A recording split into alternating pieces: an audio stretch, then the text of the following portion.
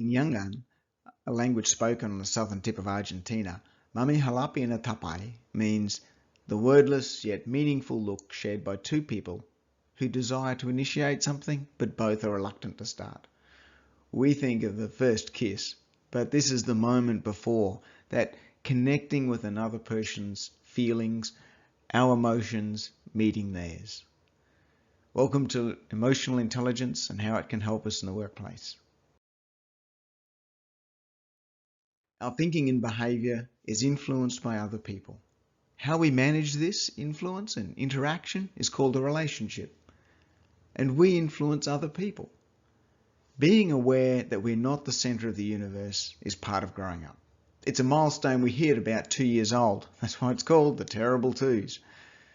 We need to develop, though, the awareness of ourselves and the awareness of other people's emotions and how to respond appropriately. How can we do that? After years of studies, it turns out that our IQ, or our intelligent quotient, isn't that important. It's our EQ, or our emotional intelligence, that will help you to be more successful in life. What is more important is how you interact with people.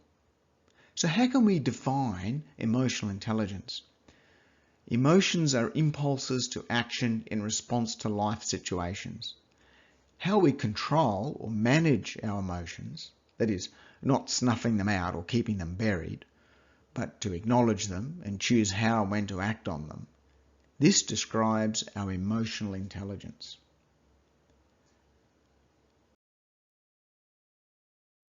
There's a basic process or 4 aspects to emotional intelligence. Notice the progression from self-awareness to self-management to social awareness and then finally relationship management. So notice where it starts. It starts with us. And notice the link between the awareness and then the management. Now this is not about controlling other people, but it's about guiding our interactions or connections with other people. But why does it have to start with us? Why do we need to know about ourselves first? Only humans are self-conscious. But much of that happens in our subconscious mind. We can't handle a relationship with others if we can't handle ourselves. If we can't control ourselves or understand ourselves, then we can't help others. And we'll find difficulties in managing relationships. How can we do this? Develop our emotional intelligence. We can learn and develop our emotional intelligence, and we don't need to be a psychologist or read lots of books. To some extent, we're born with a capacity to understand other people, except if we have a disorder, for example, like Asperger's syndrome. But the ability that we have needs to be trained. We need to develop the awareness of ourselves and the awareness of others' emotions and how to respond properly. So this is very personal, and there's no mathematical formula. So let's look at this example. What emotion is on the left? What do you think is on the right? Now, how do you know that? This is a very human thing. We have an awareness of other people's feelings. Now, most of us can look at this and draw conclusions, but stop and think about it. How do I know that the guy on the left is happy? How do I know that the guy on the right is sad or worried? What's going on in our brain? We might say, oh, it's his facial expressions. But stop and analyse, and you'll soon realise that this is very difficult to explain. Now, what are some of the qualities you need to think about if we're going to develop our emotional intelligence?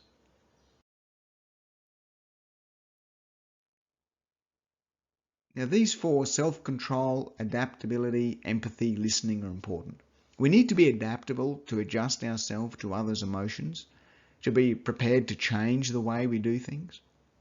We also need self-control to regulate our own emotions, to know when and how to express ourselves. So these first 2 are about ourselves. The next two involve other people.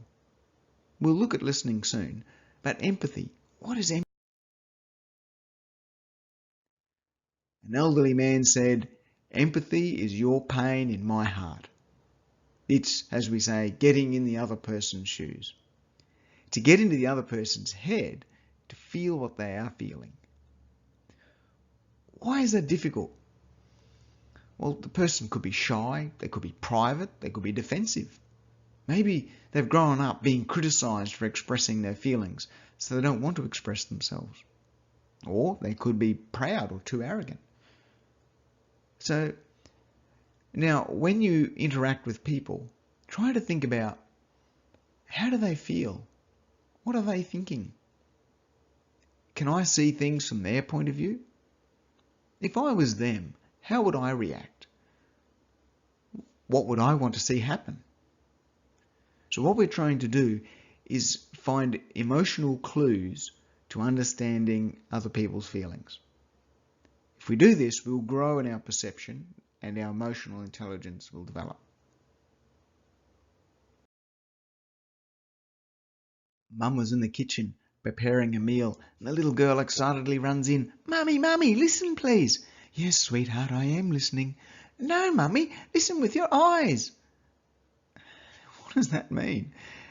Do we listen? What do we do with our eyes? We see with our eyes. What did the little girl mean when she said, "Listen with your eyes"? Well, she wanted her mum to concentrate. She wanted her mum to focus and look at her. Now, how does this help us with emotional intelligence? We need to really listen to the person and the feelings involved. Try to accurately grasp what they are trying to say. We need to listen before we can show empathy. We need to listen before we can develop a relationship. We need to listen if we're to be emotionally intelligent. A lot of these principles are not new. You might recognize this as the golden rule. Just as you want men to do to you, do the same way to them. Now, how much emotional intelligence is involved here? Well, there's self-awareness. You need to know what you want. There's self-control. There's empathy. What does the other person want? It's all there. Emotional intelligence may be a new expression, but the ideas have been around for a long time, and they're still very important for our workplace. For example, what influence might a person's culture have on their emotional makeup? Think of some of the cultures you know about. Some like being in a group. You might think of the Filipinos. Some are loud and expressive. You might think of Italians or those from the Middle East. Or others are known for being quiet and reserved. You might think of the Finnish. Or others blunt and direct. You might think of the Russians. Or ones who are polite and circumspect. You might think of the English. Now, there can also be family upbringing and different religious beliefs. For example, some don't like taking orders from the opposite sex. So be aware that our culture and our upbringing can influence our emotions. And what's happening here? It's not what you say, but how you say it. Okay, so let's practice. What do you think he is saying to her? And what's she thinking? Is he saying, "Don't tell people at school that you're my little sister"? And she says, "But I am, so there." Or is it he's saying, "Do as you're told"? Or is she thinking, "You're so not my boyfriend anymore"?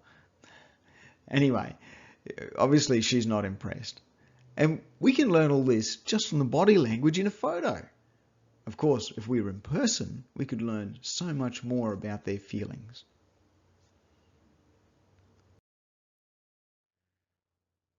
What we think affects what we feel, and this affects how we act, what we do and say. Emotional intelligence is about what we can do to be aware of this in ourselves and other people. We can only see the last part in other people, what they do and what they say. But in ourselves too, we can change our thinking, which will affect our emotions and how we feel. So here's the basic process or 4 aspects of emotional intelligence. Notice again the progression: self-awareness, then self-management, then social awareness, what's going on around us, then the relationship management between individuals. Notice again the link between the awareness first and then the management, and how it's not about controlling other people, but guiding our interactions or connection with the other people. And again, how do we get it?